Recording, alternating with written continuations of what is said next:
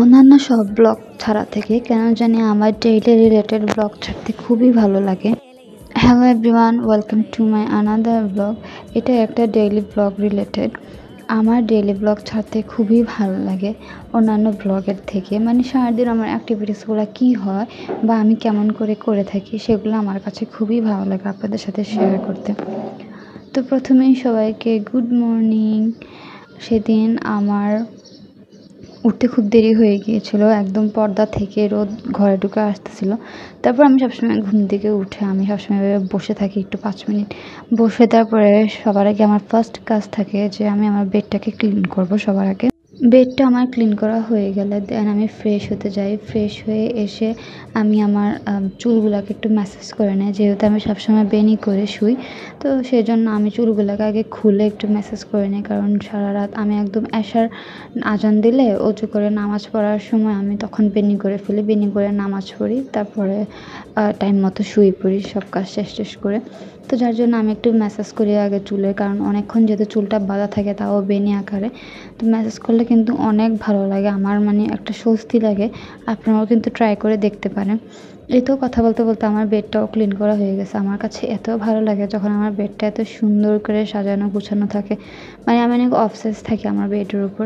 দেন আমার পাশে যে পানির বোতলগুলো আছে, আমার ইউরিন অনেক ইনফেকশন, অতিরিক্ত ইনফেকশন, যেটা বলার বাহিরে। তো যার কারণে আমি সবসময় ট্রাই করি যে আমার এরকম বেডের পাশে বোতলে করে পানি রেখে দেওয়ার, যেহেতু এনি টাইম আমি পানি খেতে পারি বা পানির বোতলটা দেখলে আমার পানি খাওয়া হয়। তো যার জন্য মানে নিজেকে একটু ভালো রাখার জন্য, সুস্থ রাখার জন্য এই প্ল্যান। তারপরেই তো আমি ফ্রেশ ট্রেশ হয়ে চলে আসছি। আর এখানে এসে আমি দাঁড়িয়ে আগে আমার বেনিটা খুলে আগে চুলে অনেকক্ষণ ম্যাসাজ করব। দেন আমি এই চুলটাকে সুন্দর করে বেঁধে নিব।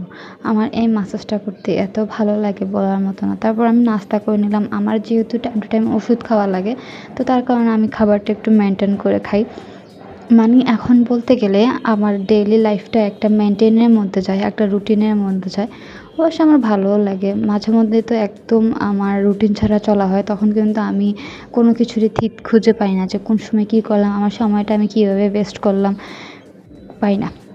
দেন এই তো আমি চুলটাকে বেঁধে দেখি যে এতগুলা চুল আমার আজকে ঝরছে, আর নিচে আরও চুল পড়েছিল। তারপর আমার একটা খালি পেটে ওষুধ ছিল, সেই ওষুধটাই আমি আগে খেয়ে নিই। খেয়ে তারপর টুকটাক কিছু কাজ করে আমি নাস্তা খেতে চলে যাই। নাস্তা খাওয়ার পরে আমার ডেইলি কিছু কাজ থাকে, সেগুলো শেষ করে আমার কিছু ভিডিও এডিট করা বাকি ছিল, কিছু ভিডিওতে শুধু ভয়েস ওভার দেওয়া বাকি ছিল। তো সেগুলো সুন্দর করে দিলাম, দিয়ে একটা শাওয়ার নিলাম, শাওয়ার নিয়ে নামাজ পড়লাম। নামাজ পড়ে আবার একটু খাওয়া দাওয়া করলাম, কারণ যেহেতু আমার 3 বেলায় ওষুধ খাওয়া লাগে, তো এটা মেনটেন করে চলতে হয়। এছাড়া কিন্তু মানে ওষুধ ছাড়া যে আমার দিনগুলো যায় সে সময় কিন্তু আমার মানে আমি এত মেনটেন করে খাবার খাই না, কজ আমার এত খাবার খেতে ভালো লাগে না। ও হ্যাঁ, আরেকটা কথা বলতে তো আমি ভুলেই গিয়েছি। আমি সকালে গরুর দুধের এত মজার একটা চা খেয়েছি, যেটা বলার মতো না। আমার কাছে খুবই ভালো লাগছে, যেহেতু আমার শরীরটা ইদানিং ভালো যাচ্ছে না। এরকম একটা 1 কাপ করা চা পেয়ে আমার সকালবেলাটা খুবই ভালো গিয়েছে, তাই এতগুলো কাজ করার এনার্জি পেয়েছি।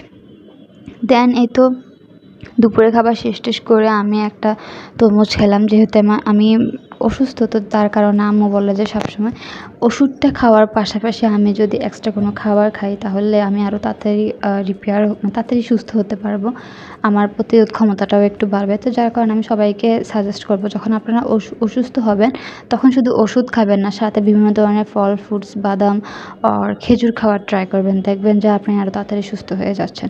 তারপরে এই তো ভয়েস ওভার দিলাম, দিয়ে এটা রেখে দিলাম। আর এটা হচ্ছে যে আমার আসরের নামাজের সময় আমি এখানে নিজে একটা হাতে ওজিফা টাইপের বানিয়েছি। আমার যত যাবতীয় ইম্পর্ট্যান্ট দরকারি সূরা আছে বা যেগুলো আমি সবসময় পড়ি, জিকির করি, সেগুলো আমি নিজে হাতে একটা বইয়ের মতো করে লিখে রেখে দিয়েছি। আমি সবসময় নামাজের পর আমার এই ওজিফাটা পড়ি। এই যে আমার নিজের হাতে লেখা, আমার কাছে খুবই ভালো লাগে, মানে অনেক শান্তি লাগে কেন জানি, আমি বলে বুঝাতে পারবো না। অন্যান্য দোকান থেকে কিনে আনা ওজিফাগুলো পড়েও আমার কাছে এত ভালো লাগে না যতটা ভালো লাগে যে নিজে বানানো যে ওজিফাটা আছে না, ওটা। তারপর এই তো এখন আমার দুপুরের একটা ওষুধ ছিল, সেটাও আমি খেয়ে নিলাম। তারপর একটু ঘুমালাম। আর সেদিন আমি তেমন কোনো ক্লিপ নিইনি। আর এটা ছিল আর পরের দিন, আর সেদিন আমাদের বাসায় গ্যাস ছিল না, যার কারণে আমরা সারাদিন বাইরে থেকে খাবার এনে খেয়েছিলাম। তো এই ছিল আমার ডেইলি ব্লগ ভিডিওটা ভালো লেগে থাকলে অবশ্যই লাইক, কমেন্ট এবং শেয়ার করে দিয়ে আমার পাশে থাকবেন। আমার পেজটিকে একটি করে ফলো দিয়ে দিবেন এবং আমার ভিডিওগুলো আপনাদের পাশাপাশি আপনাদের ফ্রেন্ডস অ্যান্ড ফ্যামিলিকেও দেখার সুযোগ করে দিবেন। আর ভিডিওতে যদি কোনো প্রবলেম হয়ে থাকে তাহলে আমাকে অবশ্যই জানাবেন। সবাই ভালো থাকবেন, সুস্থ থাকবেন। আল্লাহ হাফেজ।